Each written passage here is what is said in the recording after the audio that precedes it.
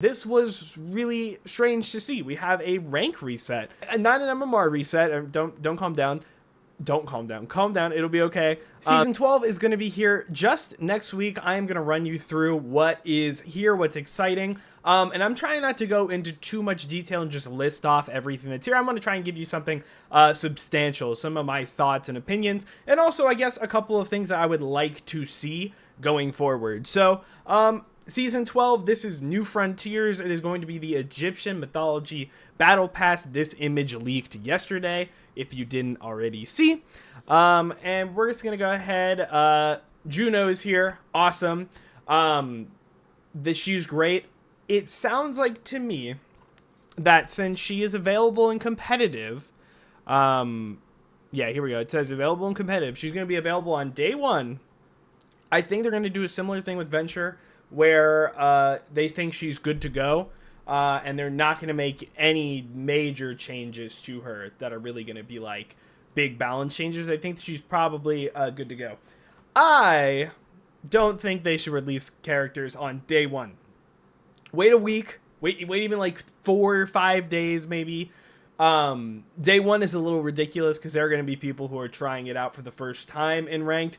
And frankly, they are just going to throw, regardless of how good they actually are. They're probably going to be like, oh, I only play ranked, so I'm going to play this character. We need a second at least just to give us some breathing room. But yeah, that not that big of an issue. Honestly, I prefer that they're here right away rather than wait like a whole 2 weeks. So nothing really too wrong there. So great. I like Juno. You can see some of my Juno thoughts in some other videos that I may link up there that way. Yeah. Okay. Unleash Divinity with Mythic Anubis Reaper. Okay. There's been a little bit of controversy with this battle pass.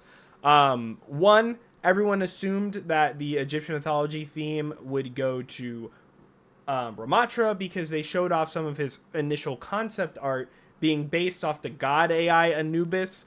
Now, I would have loved to see a Ramatra skin. They are hard to make, and I'm sure a Ramatra Mythic is just beyond hard as well. Something gives me a feeling that they just had a bunch of, like, they had to make a decision, and were like, you know what, Reaper is our backup. We don't have enough time to do Ramatra to get this battle pass out. I don't know. I don't know anything behind the scenes. That being said, this Reaper skin is kind of gas. It's kind of fire. I think it is pretty good. I like a lot of the variations too. A lot of times with the Mythic, I only like one variation or like the main one. I actually think most of them look pretty cool. They all have their each like unique style. There's this one here. He's full. Full. What is this? Anubis. What is the animal? Jackal. That's it. Full jackal mode. There's another one where he's like a human with a mask, and there's another one where he's like undead. I think it's really cool. It makes sense kind of in theory because like Anubis is like the god that brings you to the land of the dead. He's not like the god of the dead or something. I'm not as familiar with Egyptian mythology. I did read the Rick Riordan books, but I didn't remember them very much. But yeah, that's it. Another thing to note here, Ana is getting the next mythic weapon sometime this season. Is going to be Ana's Midnight Sun weapon. And the reason I'm bringing this up is because also, when you have 2 Egyptian characters on the roster, you would expect them to get some skins. Ana's skin is not Egyptian mythology themed. She already has the Horus skin, but her skin is like it's like an Oni or something. I can't remember exactly. We might actually see it in here. Kind of weird. Farah also has a skin that's like white and gold. That may be on theme, but honestly, I don't know if we really know that. We don't really know what it's called yet. So a little weird, little strange. I'm not sure why they would go that route. There aren't many characters that truly fit the theme on the battle pass, as always. You know, I will always prefer that the battle pass actually be themed the whole way through for the season. I kind of get the idea of what they, as a business, they want to put some of those cool skins that are on theme in the shop, so you buy more. Listen, I get it, but I would love for the battle pass to actually have the theme skins in it. Premium battle pass, a couple other things. You get these two with it, classic, whatever. Nothing much there. Competitive updates. This was really strange to see. We have a rank reset. Not an MMR reset. Don't calm down. Don't calm down. Calm down. It'll be okay. Basically, you're just going to be replacing, and you'll probably place a little lower than you were, and you can probably easily go right back to it. Because the matchmaking rank is going to be the same. It's just what you see is going to be a little different. So don't worry about that. It'll be okay. I think big thing that you may see here, avoid as teammate feature. They talked about this months ago, but basically it's going to be like a list of 10 people that you kind of rank as like number one. I always avoid. I think your top 3 they're going to hope are like always going to be avoided, and then like 4 through 10 are going to be like, okay, so we're going to try and prioritize avoiding this person first, and then so on and so forth. That sounds like a really good compromise type of system. I like that a lot. We will have to see. Also, they don't go away. There are going to be people that you can permanently avoid in case you really hate some person. You know, if you just never ever want to see them, they entered your game so bad that if you were to see them again, you would smash your keyboard and turn your computer off immediately. Anyways, that's good. Also, apparently there's some group respawn changes in quick play. I hate group respawn, and I think it gets in the way more than it helps a lot of the time when you're trying to, you know, just barely get to a point and touch. You know, it's trying to make you group up and not stagger in, but there's plenty of times where it's like, I need to get there faster, but I died first, so let me swap Tracer. Oh, somebody died 4 seconds after I did, and I'm getting dragged to their thing. So now I'm going to take a 14-second spawn, and now I can't get back to what I wanted to do. We'll have to see what they actually do. They didn't really say. But there is a dev blog this Friday, which I suppose I will cover. Okay. Hero balance, they have not talked about too much, other than a lot of the mobile characters are going to be getting like health hits. I assume they're going to go down to 225. I think 200 will be a little too much. Who do we expect to get hit by those changes? Kiriko, I think, absolutely will. I have a feeling that Ilyari will as well. They say support and damage characters, right? I think Ilyari is actually more mobile and harder to get to than you might think, and she's been really good. That might be a way that they want to nerf her. We'll have to see. Other potential mobile characters, I don't know if Tracer will get hit. I think it's really scary for Tracer to get hit. Going back to 150 with everybody else's health being all the way up there, I don't know. We'll have to see. Sojourn, I think, is also one of those contentious characters that should probably have 225. Genji, I know Genji isn't great right now. Don't shoot me. But I'm just trying to think about, you know, all of those mobile characters that probably should have a little less health if this is the route they're going down. I do like that they're bringing some of the health values down, although I think this is on characters that don't need it. I think the more frustrating characters that I wish had their health lowered were tanks, primarily. As a tank player, I'm just saying. I think they're too high, they're too survivable, it's just not fun to fight. And like some of those, you know, kind of outliers, like I don't know. I don't know how to describe it. Like basically, I would like it to be across the board. 225, I think, is a perfect compromise, or at least it's a fine compromise. And we'll have to see how that goes. Life Weaver is getting notable updates to improve the quality of pedal platform. I don't know what they're going to do with this. My hope, my please, that you can use this somehow offensively. You can use this actually for disruption instead of just for yourself, right?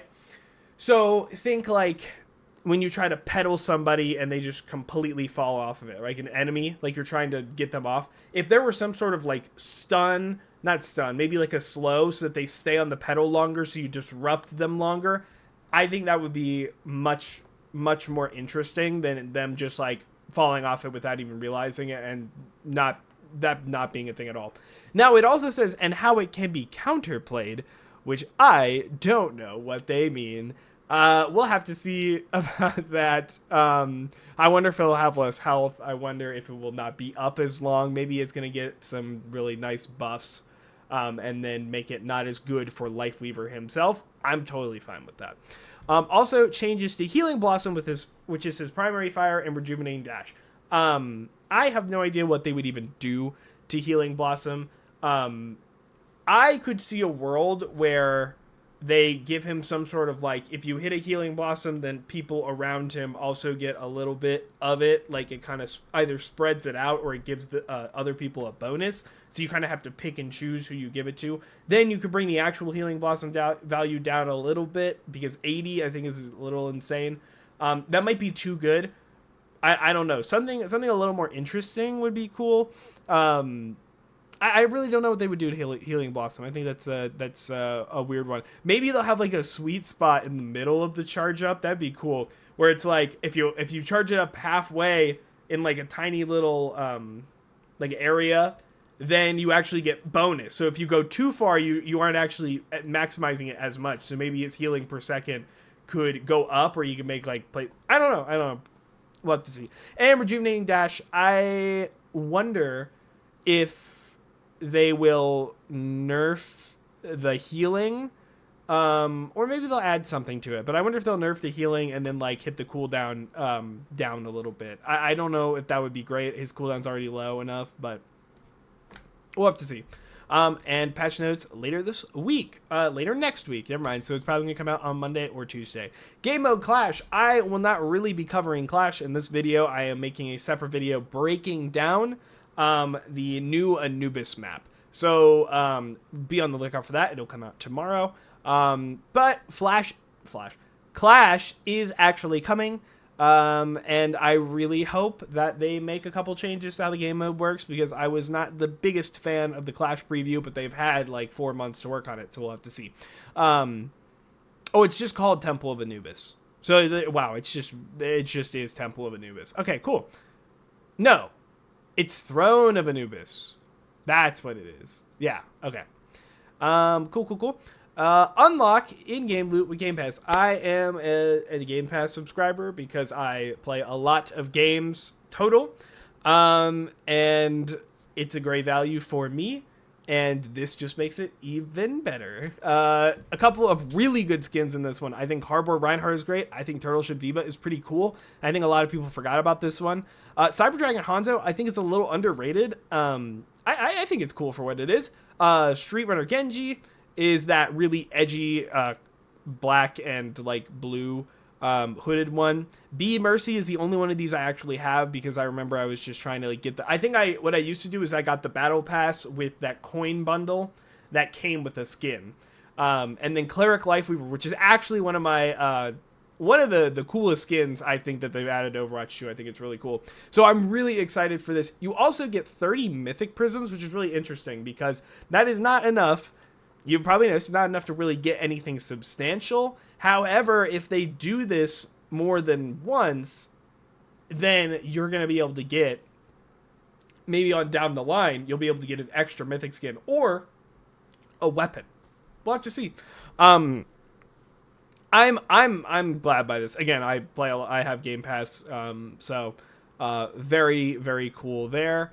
But yeah. That is it. I guess basically, what do I want to see from this season? Oh, there was that Reinhardt Lich King teaser. I don't know anything about WoW, but sure, that's fine. So what do I want to see from this season? I want to see a big balance patch, a big one. I do not care what happens. I do want to see a big one. This is one of the big seasons. Right? I think this is supposed to be like the biggest season since season 9, because we have a new mode and a new hero, and a rank reset, right? So with the rank reset, let's go crazy again. I don't know how crazy they're going to want to go.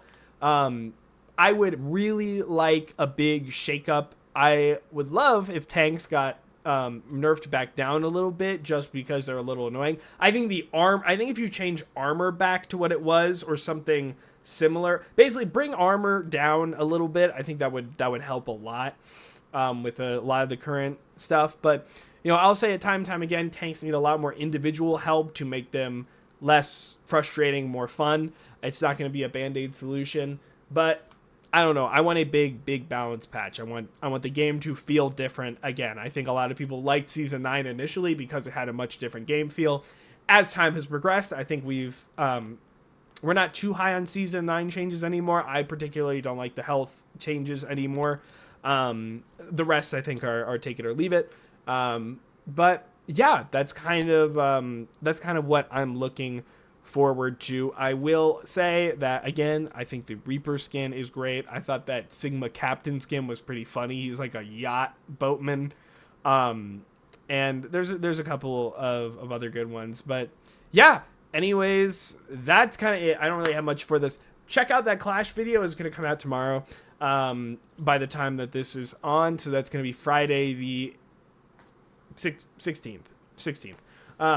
But yeah, thank you guys for watching. Let me know in the comments, what do you think about this season? Are you excited? Are you disappointed so far? We'll have to see. Like and subscribe while you're at it. I stream live at twitch.tv Tuesdays, Thursdays, and Saturdays. I typically do discussions live, but since I'm not live today, this is all pre-recorded. Also, join my Discord if you have any Overwatch hot takes, just want to talk Overwatch, anything like that. It is in the description below. Thank you guys so much for watching. Have a good day.